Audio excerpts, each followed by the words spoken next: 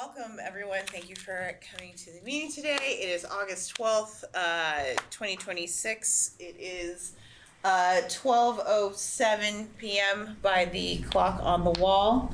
And this is the Bloomington Urban Enterprise Association meeting. Awesome. Thank you. Welcome, everyone. We'll need to do a roll call, so I'm going to start over here. Sure. Michael Hover, BUEA. Virginia Gatheri, BUEA. Kate Rosenberger, BUEA. Katarina Cobb, BUEA. I'm sorry. I was finishing something. No one said it had to be in order. Okay. Heather Robinson, BUEA. Cheryl Gilliland, Deputy Controller, City of Bloomington. Paige Sharp, city staff. Dee Delarosa, city staff.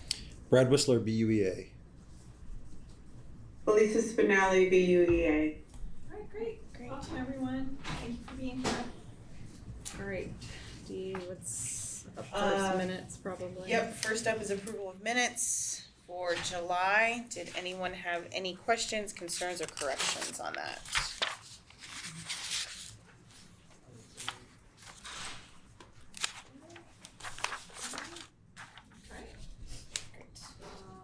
We will need a motion to approve the minutes from the July meeting. Motion. A second. I'll second. All right. And if we could do a roll call to approve, please. Yeah. Michael Hover. Yes. Virginia Gatheri, yes. Katarina Cobb, yes. Kate Rosenberger, yes. Heather Robinson, yes. Brad Whistler abstained. I was not at the Oh, last meeting, so I last. All right. can't tell you if they were accurate or not. Okay. Elisa Spinelli, yes. Okay, great. Thank you. All right, Dee, let's see. Actually, we have some financial reports. Yay! Yes. All right. Cheryl, take it away. All right, actually, I think, Brad, I didn't give you a copy, so I'm going to give you, I'll give you the first quarter one, and then my version for this. All right. And give you my. Like, All right, sorry. Yes, we apologize for the delay. I think we have gotten some of the banking issues resolved now, we're hoping. Good. And it's just very interesting that statements that were coming. Just stopped coming. Stopped coming, so, yeah. And I don't know if they're actually coming now or if we're gonna continue getting them. We're probably just gonna do a poll and just make sure that we have them. Whatever it is, we'll Yeah. just make it work. All right. So, I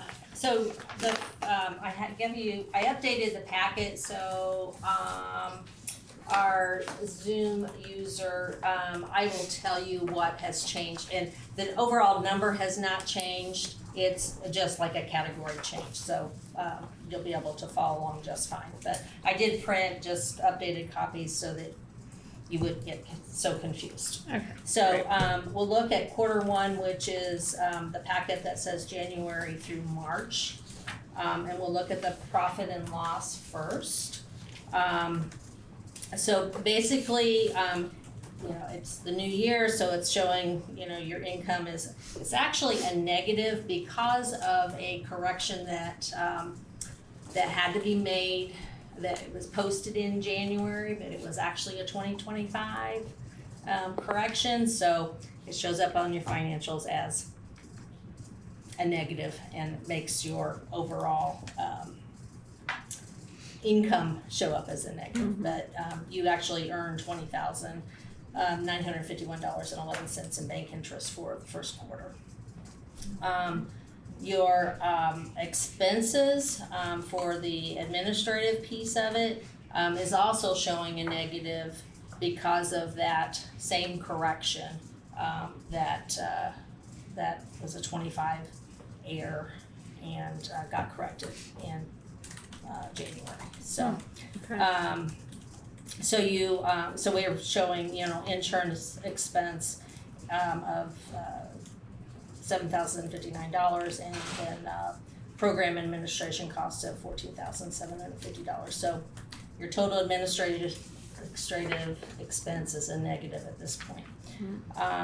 For your grants, you expended $67,550, and that's broken down by your arts and culture at $15,000, and education and entrepreneurship at $45,000, and education at $3,250, and your zone improvement grants is $4,300 to come up with that amount. You brought in interest of $1,661.82, and that was from your CDs. So your overall net income is a negative, and that is to be expected for a first quarter. Can you tell me what is project administration entail? Is it like wages or? So the project administration is the agreement between the city and the BUEA. So that's the staffing of Cheryl and me and legal and all of that. So that is an annual agreement. There was the money got deposited incorrectly into a different account. It had to get pulled out. And so that's why there's that correction that was made at the end of last year, carrying over to the beginning of this year, and that's why it's negative. And then you have they got processed for this coming year. Yeah. It's also listed. So it's just, it was quite interesting. Yeah, I can see that. So, yeah. Okay. Okay, we'll go to the balance sheet. For quarter one, it's showing that your total assets comes to $3,327,639.81, and as you can see, it's broken out by each of your accounts, and your checking has that negative amount in it, which is sort of false because of all the changes that happened. So. Your assets, I just want to make a note that everything, all of those RRF loans are still listed. Dee and I will be getting together in the very near future to zero out everything that we need to, because we've had a lot of, not a lot, but we've had some of them have actually now made their final payment because everything was supposed to be due. And then Dee has agreements that still need to be finalized, and it's just gonna be so much easier to do it all at one time instead of here and there. It's like, let's just do it all at once now that the loan period is now over, and we'll just get all that cleaned up. So probably at least by third quarter, we should have it. Yes. Okay. Cleaned up, and these all go away. Okay. So, and then get adjusted. So, so then you just have your total liability and equity, total of $3,417,023.77.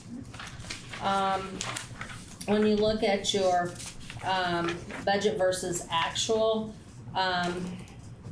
you're going to see again this negative $50,022.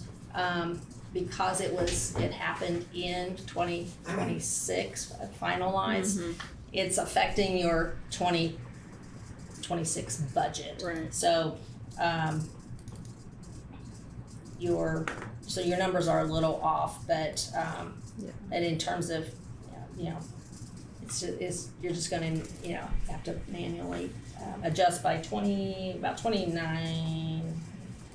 I mean, you're gonna end up with $2,900 basically as your administrative total for expenses, and so it's very, it'll be difficult to explain, but Well, that'll just carry through. It just carries it's essentially through. $50,000 that we'll need to, just kind of so when you because it'll skew all of the membership fees for the full year. Exactly, It's gonna be $50,000. So, adjusting, yeah, yes. so if we have $550,000 at the end of the year, then it would be $600. It's just Exactly. because it's a $50,000 Exactly. negative that we're Yeah. carrying through. And as well as, on your expense side, your management, you've got $89,703 balance Right. as the budget, and you're gonna go over that because of this or actually you're gonna be under. Well, I was gonna because of- say it will you're gonna be under $49,000 because it's being under credited back. because it's the opposite. Yeah, because in 2025 we, So it kind of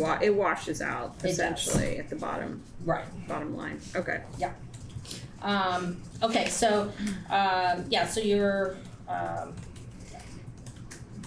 budget to actual, it's, quarter one really doesn't have a lot of excitement, but you have been handing out, you've paid some bills with it, which I mentioned earlier. Your grants, this is kind of, you can see the breakdown that you did 11,000 with your Bloomington Arts project. Your city arts program was 4,000. Yep. And then your education entrepreneurship grants, you did a Yep. $45,000 payment. Under education, you've got the Lemonade Day and the resident Yep. scholarship. So it's pretty straightforward. Again, Yeah. you have another 4,300 under your zone improvement grants. So your total expense is showing $39,337. So you've started off really quite Yeah. well, Yeah. which is good. Yeah. So it's good Okay. expecting. Alright. So So that's quarter one. Q2. And do you need to do your approval? Together? Let's just do them together Together. if that's okay. We can. That way we can keep rolling here. Okay.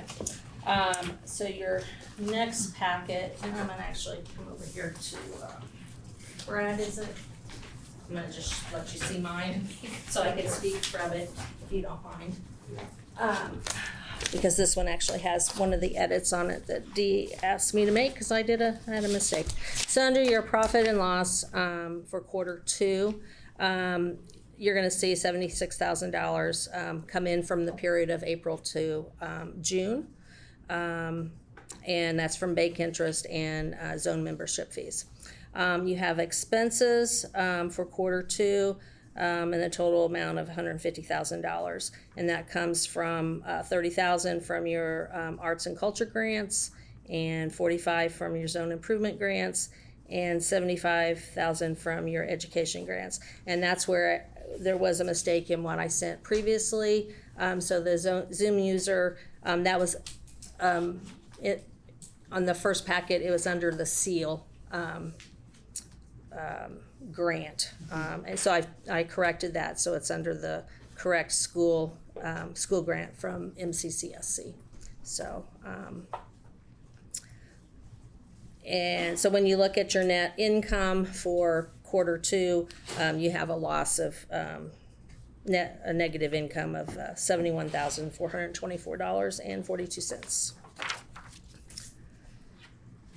When you look at your balance sheet, your total asset is $3,259,590.57, and you can see each of your bank accounts. That was as of June 30th. Again, all your assets are listed. Those will go away next quarter. So your total liability and equity comes to $3,345,599.35. When you look at your budget to actual through June 30th of which is quarter two, your total income has been $47,897.10, and the specific breakdown is listed. Under expense yes, go right ahead. Just for the thank you, Cheryl, Yep. just for the clarification. So this is where we're seeing that from that Q1. So the P&L for Q2, this 56,328 does not, then when we look at a year to date, because this is a year to date on the profit and loss, so 630651. So that's where we're seeing that $50,000. Just so everyone is clear on that. That's where the difference is. So we've actually brought in zone membership fees, a little over $56,000, but that negative. So just so everyone is clear on that, because that's going to be carried forward with us the entire year since it was in Q1. Sure. So, okay, thanks, Cheryl. Sorry. I'm just looking at, this is January through March, right? And budget for membership fees was 413,000. Yes. And what I'm looking at here is January through June, which is the same. So does that mean The that budget's the gonna budget stay. was all in Q1? No, the budget is for the whole year. It's a YT. Oh, so this is Yeah. just showing. That's So just that the budget budget. number is the annual number, not Exactly. it's not relative to the Right. period here. Okay. Yeah. So, can you just maybe walk me through quickly on how that actually comes in, though? Because it looks like on this one we had 56,000 in Q2, which is much less than one quarter's worth of the annual So budget, the right? zone it- membership fee specifically. Yeah, it's lumpy, I guess. We It are, doesn't- yes.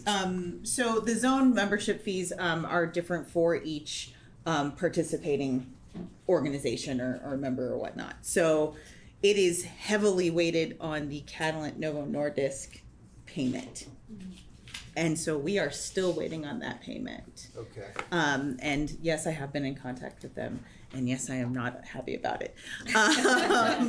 So the lion's share of that 413,000 for the year is one payment. So that's why it looks very lopsided. Got it.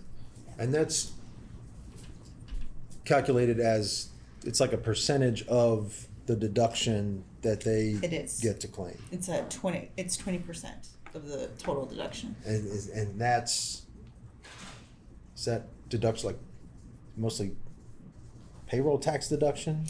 It is Or actually property tax improvement. deduction? So it's a deduction on the improvements of the assessed value.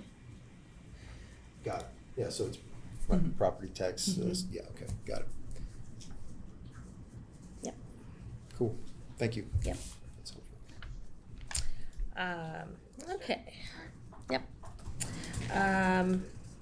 All right, so Expenses, I think we were. expenses, yes. So when you look at your total administrative expenses, you've got that negative in there again of the $28,213 because of that $50,000.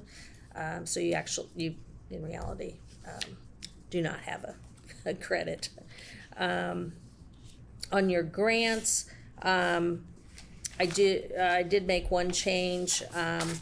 I originally put $4,000 in under zone arts grants, not realizing that all that has been moved up to city arts program. So I made that $4,000 move up to city arts program from the previous report I sent. So again, total dollar amount of $45,000 in expenditures for arts and culture has not changed. Your total education and entrepreneur grants is $45,000. That's the same. Under grants education, your total expense is $78,250. Again, that total amounts, that amount did change because your, the $75,000 in the first submission that I provided, it was listed under zone improvement grants. So that's where one change you will see if you were to look back at the first version that I provided. So it is now correctly reflected under the school grants. So your zone arts improvement grants total is $49,300, and you can see the three different grants that paid out. So your total expenses end up being $189,337 through quarter two. and your income is $3,311.93 for the end of June 30th.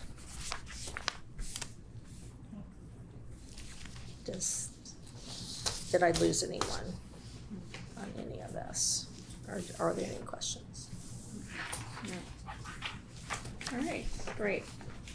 Good to see this. Thank you. Thank you for providing this for us, and I'm glad You to are hear very things with the banker probably worked out. That's good. Yes, we're on a path. And I will also commend Dee for making some changes within the way the expenses and some of the deposits are recorded under ESD in their program, because I referenced that, and it has, so when an expense or a deposit is made, if the deposit ticket doesn't say what program, or if I can't figure it out, I go to her list, and she has refined that to make it so much easier for me, so I appreciate your work. Doing what I can. All right. Thank you, Cheryl, for that report. Appreciate it. All right. Were there anything else on financials? We'll do approval of both Q1 and Q2. All right. Do we have a motion to approve Q1 2026, Q2 2026 financial reports? I'll move that. We have a second? Second.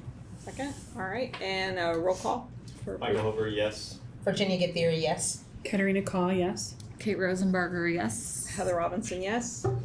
Brad Whistler, yes. Lisa Spinelli, yes. All right. Great. Thank you. Okay, Dee. All right. Woohoo! If I Thank you, Cheryl. use the right computer, sorry. Okay. This gets really confusing, guys. So Director's let me report. open that. Yeah, guys, I was on vacation the past week, so I don't have much of a director's report. If you can believe that I was actually on vacation. What? I know, it's shocking. So really, it is just an update of where we stand year to date on our grants at this point in time. So, committed and dispersed for education. I think that's reflected in these Q2 reports for $78,250 with a balance of $14,250. Entrepreneurship, we have expended several more business economic enhancement scholarship. That includes the grant that we approved last month. So the total committed dispersed is $55,710, leaving a balance of $290 in that category. That might be off. No, that's right. That's right. Wow, good job, guys. We almost spent all that money. In the arts category, we have committed and dispersed $30,000 with, leaving us with $180,000 paid. Can I just ask a quick question about Yes. that? That does not align with this. For some reason, the art stuff just doesn't align. I was just curious about that. There's 45,000 on the P&L year to date. So I was just wondering if there's something maybe missing in there. There are some payments that also carried over from 2025. Okay, so we have some 2025 payments We in do have here. a couple 2025 payments. I can clarify that Okay. in the next meeting if you'd like for me to do that. Okay, yeah. But yeah, Just because we just saw this number and, Yes. and I'm noticing it. Okay, all right. I will make sure that that's clarified in the next meeting. All right. But what we've actually dispersed this year is $30,000.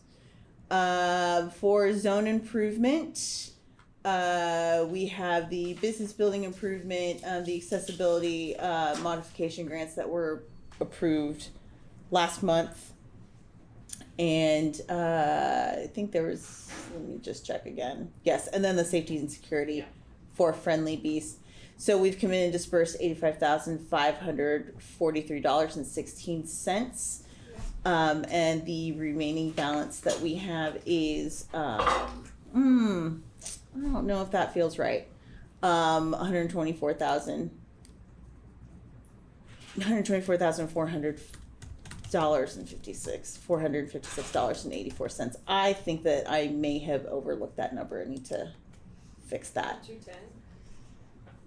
Does that feel right? And yeah, Okay. you add 85,000 and 124,000. Yeah, I guess so. It feels like I should have spent more at this point in time, I guess. Everything is, we have all of our grantees at the bottom if you want to double check those numbers. So we're spending money. That's great. Thank you so much.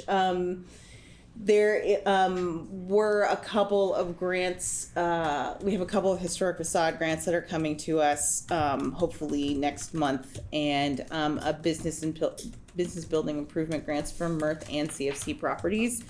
There's just some more information that I need to get from them before I can present those grants. However, Mirth is having their grand opening on Thursday at 12:30. They're having a ribbon cutting, so highly recommend that you go see the amazing work that got done over there. It's a really beautiful restoration and expansion of the building. So, yeah. What buildings? Where? Mirth, it's in Fountain Square Mall. Okay. Yeah. Oh, Mirth. Okay. Yeah. Yeah. So pretty excited about that project. What time is that? That's at 12:30 on Thursday. So I'm gonna stop sharing that. Does anyone have any questions about any of those things? Nope. Wonderful. Okay. Well, with that, I'm gonna turn it over to our new AD of the Arts, Paige Sharp. Great, thank you. Hi, everybody. Hi, Paige. Excited to be here. I started at the end of May, and I had actually consulted for the city in the spring, and it was fun. I really enjoyed it, and I thought it'd be really great to do this work. So I'm grateful to be in this role. So a little bit about me. I actually grew up in Indiana, in West Lafayette, so I think you know where that goes. And I've actually, fun fact, lived in 5 states, so I've left and come back many, many times. My career has been almost entirely focused on arts administration, so spanning almost 30 years. I studied at the School of the Art Institute of Chicago, so visual arts is my background. And I ran education departments in art museums, also with a local arts council in Indiana, serving 14 counties, largely rural. So I'm very familiar with the rural space. And then was recruited by the Indiana Arts Commission. I worked there for 11 years. And I oversaw all of the programs as a deputy director until I left. And I thought, well, because I just wanted to do something different, And I thought, well, I'll consult for a while I look for something else. And I really wanted to be back at the ground level. When you're with the state, you are in literally that ivory tower. And so I was excited about facilitating a long-term change across the state. But I really missed being at the heart of where things happen, with the artists, with the art, with the communities. So this opportunity affords that, and so it's good to be back. And yet here I am, still doing grant making, which is a lot of what I did. It was state government for like 16 years at both the regional and the state level. So I come to you today. 2 different things, the first of which is funding recommendations for arts project support from the 2026 cycle. There were a total of 78 applications, which was pretty monumental for this program. Wow. Yeah, it was wow. I was like, that's a lot to sift through and download, and oh my God, can we get an online grant system? So that's a side conversation, but 47 in total were recommended for funding, 15 of which we're recommending for BUEA funding since they meet the specific criteria, which is to facilitate activities in the BUEA zone. Each of them have confirmed that indeed the activities will occur in that area, falling under one or more of the bullet points that you see in the memo provided to you, like facilitating involvement in arts and cultural activities, etc.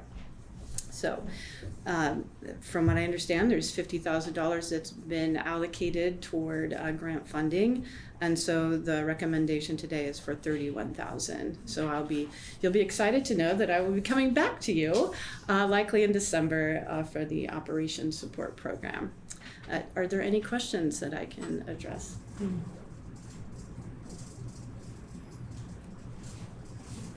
Which line are we taking that out of? So Arts Commission? that is, here, let me open this up really quick, sorry. We will be taking that out of, City program? yes, the Bloomington Arts Commission projects and operations grants. All right, thank you. Yeah. Thank you, it's nice to meet you. Yeah, thanks for coming. Absolutely. She's got one more thing to update us about. I think we're Well, getting an yeah. incubator update, aren't we? Right, we just need to approve the funding Yes. via vote. All right, so we have the awardees listed here, the totals for each individually, and then we've had some other information that was provided. So if there are no questions or comments otherwise, I would entertain a motion to approve the $31,000 in arts grants. Motion?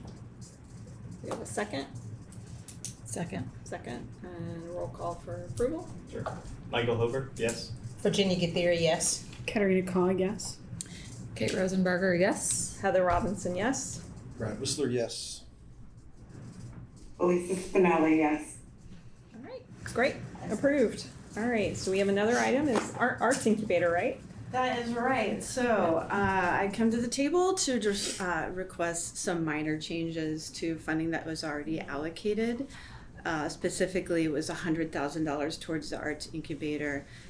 From what I researched, 75 was going to go to construction infrastructure and 25 to professional development. So the modification request is just 80,000 to construction and then 20,000 to professional development, and I'll explain why that is a little bit different. And also to extend the deadline for expenditure to the end of calendar year 2027. So this funding has been on the docket for a little while, and I'll kind of lead you through as to why that happened.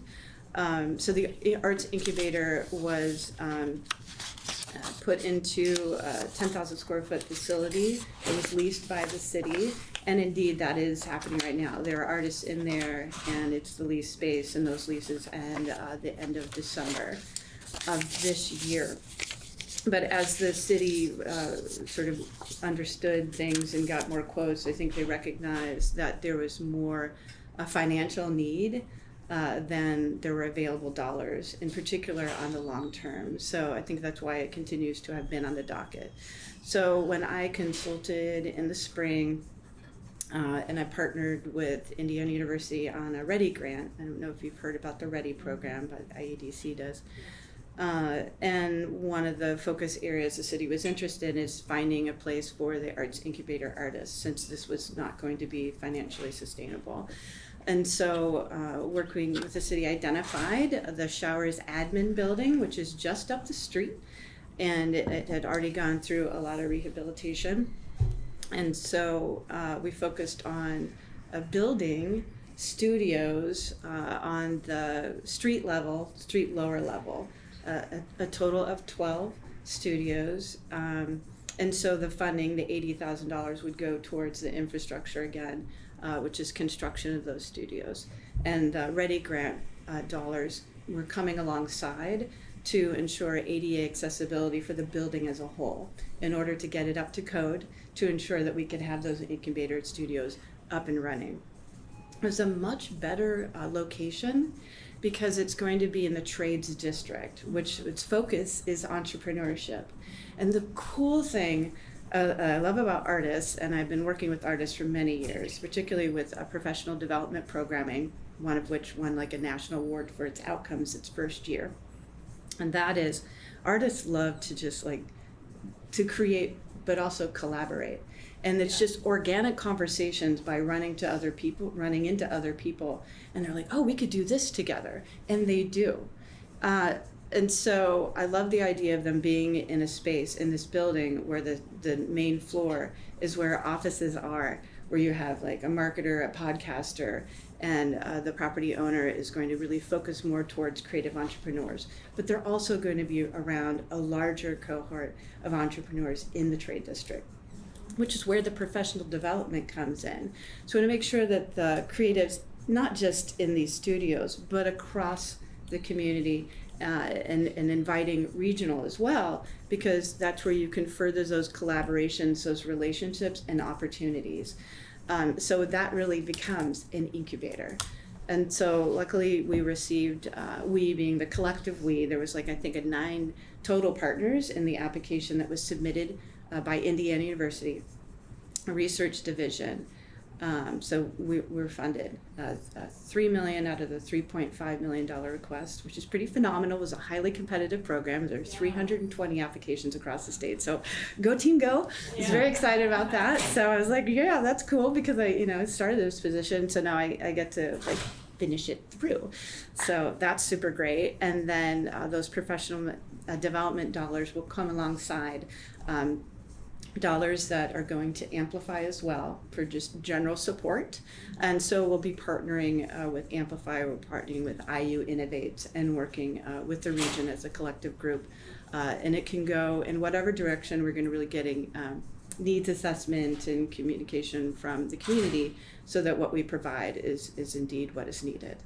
And so I guess really the request is just those modifications, timeline and a slight adjustment, $80,000, because the building owner felt that would likely be the dollars needed in order to construct those studios. And who knows, at some point, maybe there's more, maybe there's less. But I imagine it's going to be more. I just toured it and I was like, oh my God, So there's a lot of dirt still in that in that area of the building, but we'll get there. I'm just really excited that this is going to be a greater opportunity, I think, for career advancement for the folks that do participate in the program.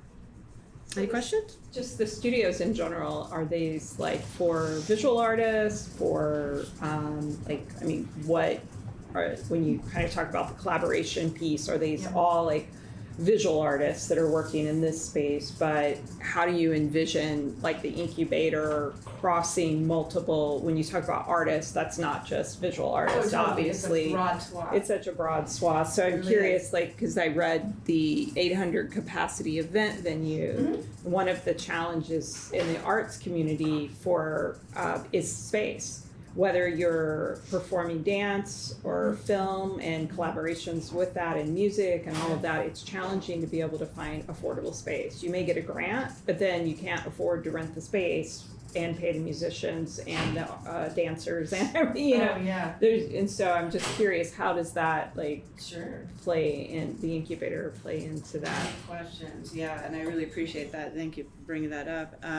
At this time, we're really focusing on visual artists. There is, the Trahan study identified the critical need for affordable studios, and indeed, this is what this is. This is a 10-year agreement with the property owner that we've already created like an MOU before, like during the grant process, to outline all of these things. But I want to focus, I think, on visual artists with these particular studios because there's very specific needs that they have, as opposed to audio, music. That's a completely different lane.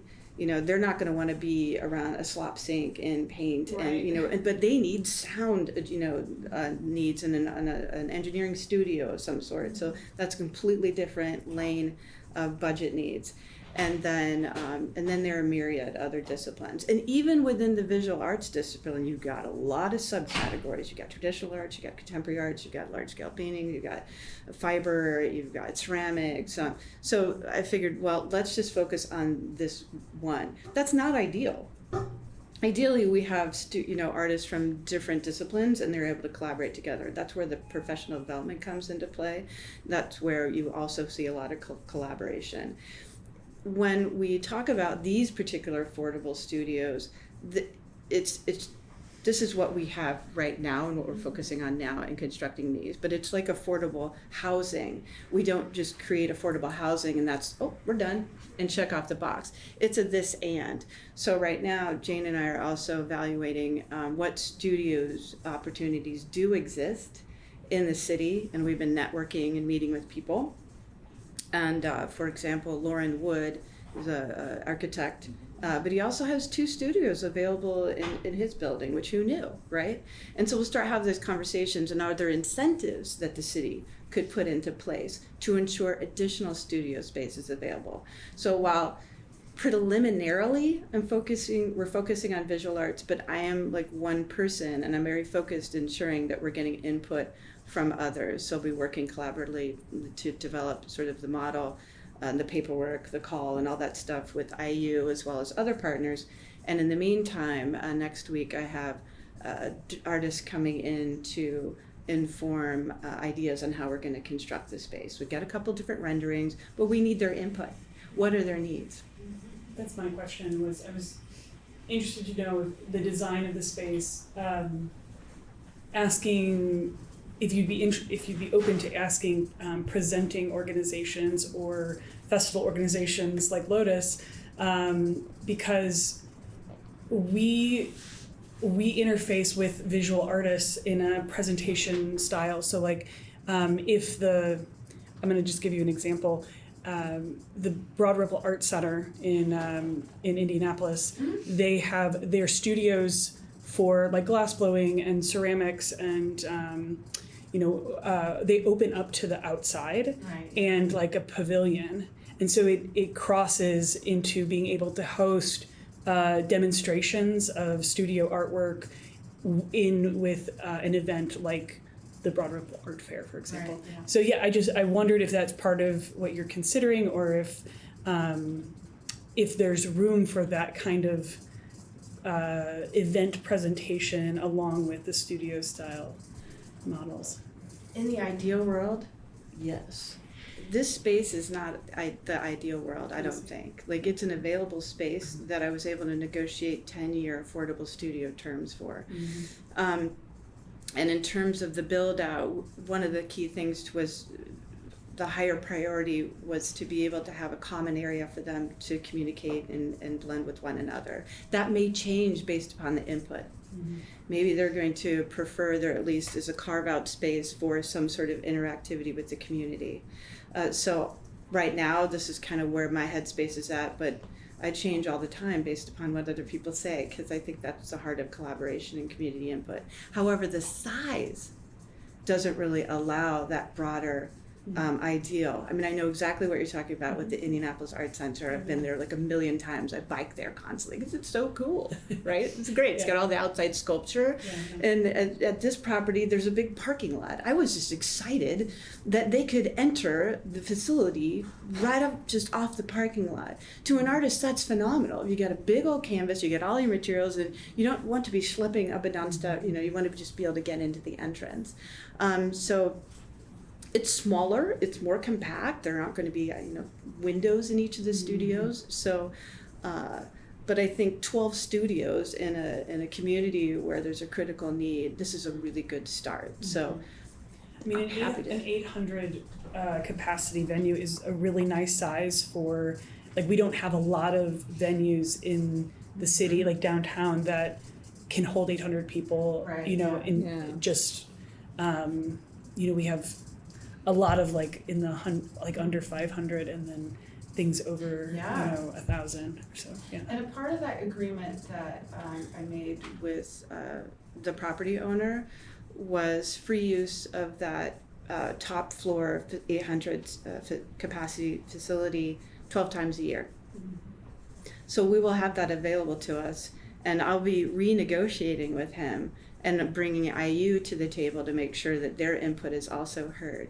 Because, I just was like, well, what else can we add to this, to make it meaningful for the community? So, and it doesn't always have to be like an event or a performance. Lord knows, it could be some sort of art fair, if it's tenable for those who are going to be the users for it. So it's nice that we have that available to us at least 12 times a year, because it is intended to be a revenue driver for that building owner.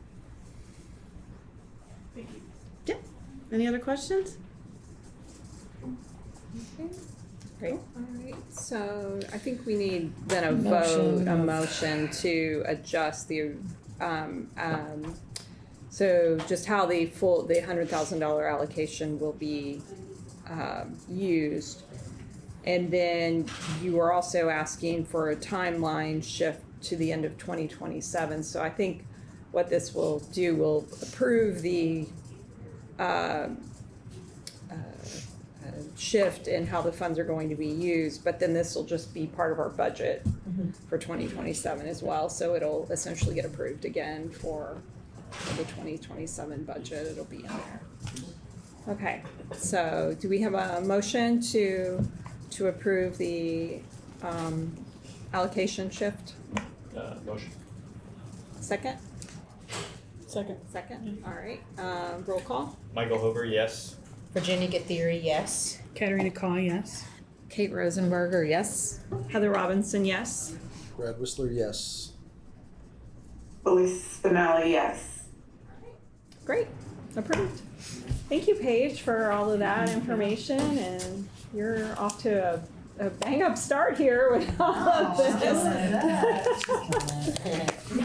Thank you. All right, did you have anything else for us today? I do not have anything else unless anyone has anything for the good of the order.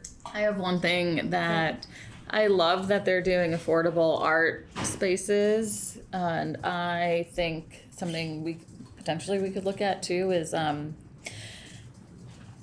BUEA having a grant program for affordable commercial spaces that is just very similar to that, but includes all commercial spaces for like little startups or whatever that are doing cool things and can't necessarily afford a rent, a regular commercial rent in the zone. So like pop-up sort of situations They or don't- subsidy or I don't have the okay. guidelines or requirements. I can think about it. But I can think about I it. mean, it's just me wondering. I know some of us on city council have talked about it, that we do affordable housing, but we don't really do affordable commercial space, and just like we're missing. I just talk about like, where am I supposed to take like shoes that need to be fixed? You know, like I would love to have a we had one on Washington and they left, Yeah. and it's just like, I don't feel like that type of service anymore can like afford the zone. Sure. So just an idea. That is an interesting They do have some, oh, go ahead. We have, the mill is supposed to be that for information-based businesses, but we really Right, don't have right. anything for Space. businesses that need any sort of, sort of physical presence. Right. And they've got some opportunities or some examples in Fort Wayne. I'm from Fort Wayne, Indiana, and there's actually, I think it was the GE, is that right? The old GE building? I believe, or one of the old factories downtown, it's now an incubator. And it's mainly restaurant, but it's pretty impressive. It's huge, like 2 levels, and then there's one in Indy.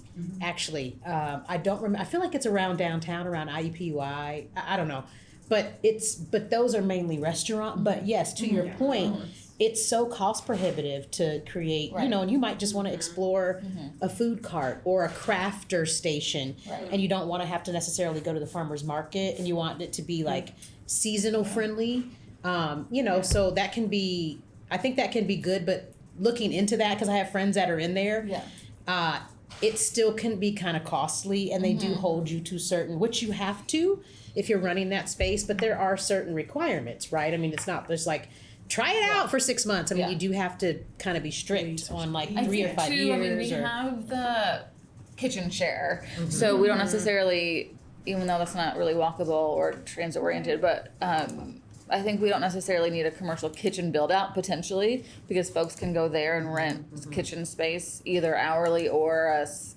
their own physical space. But Detroit has Pony Ride, that is small makers that I think would not want maybe their own space necessarily, but you can go there and get an ironworks spoon, utensil, like what, it's very cool. There are a couple of people I've spoken to that have been kind of working on some of this kind of project where it's kind of some service-based sort of things, and more retail and product-based sort of things, because the restaurant situation that's a whole different beast, but yeah, I mean, it would be great to have cobblers. It would be great to have, tailors and things like that, where, especially in a time where people are starting to reuse things as opposed to going towards fast fashion, or, we're not being as disposable because our income isn't disposable. So having those things it's really interesting. I'm happy to look into it. Thanks for bringing it up. I mean, I like to just, it doesn't have to be in the trades, but I'm like, can we put the trades in the trades? Like, what are we doing over there? Happy to explore. Yeah. Interesting. All right. All right. Thanks, Thanks, everybody. Thanks, everybody. Appreciate it.